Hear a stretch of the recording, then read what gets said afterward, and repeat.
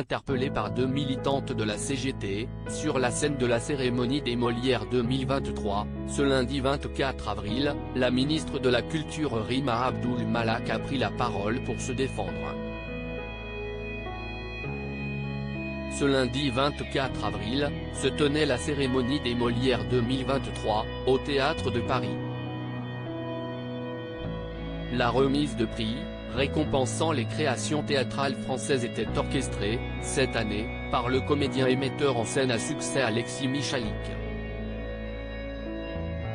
Au cours de la soirée, retransmise sur France 3, le maître de cérémonie a appelé 2 militantes de la CGT à monter sur scène. Toufan Manoucheri et Lucie Astier ont ainsi critiqué la politique d'Emmanuel Macron, pointant du doigt l'impact de la réforme des retraites sur les intermittents du spectacle, et interpellé Rima Abdul Malak, présente dans la salle. Les acteurs ne sont pas des chiens, disait déjà Gérard Philippe, pour dénoncer la précarité dans nos carrières et la faiblesse des droits sociaux, ont-elles commencé.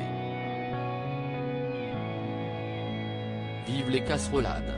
Madame la ministre de la Culture, quand allez-vous décider de sortir de votre silence?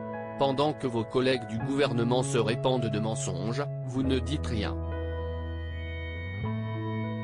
Depuis le 13 janvier vous ne répondez pas aux questions posées par les syndicats sur les conséquences de cette réforme. Madame la ministre, nous ne sommes pas des chiens, ni des chiennes, et nous ne rentrerons pas à la niche. Que la lutte continue et vive les casserolades, ont-elles conclu leur discours, supportés par les vifs applaudissements des spectateurs.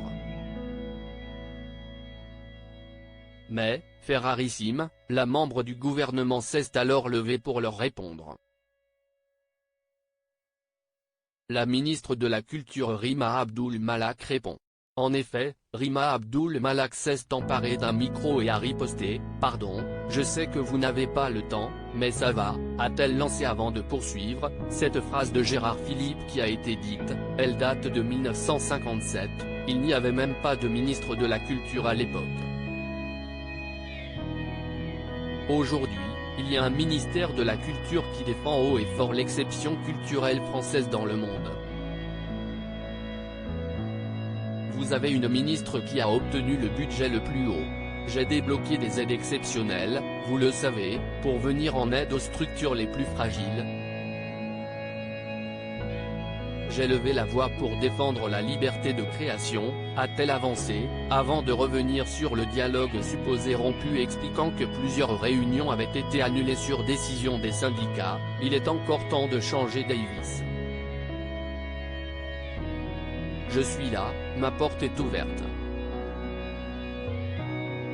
Et bonne soirée à tous, a-t-elle proposé en se rasseyant.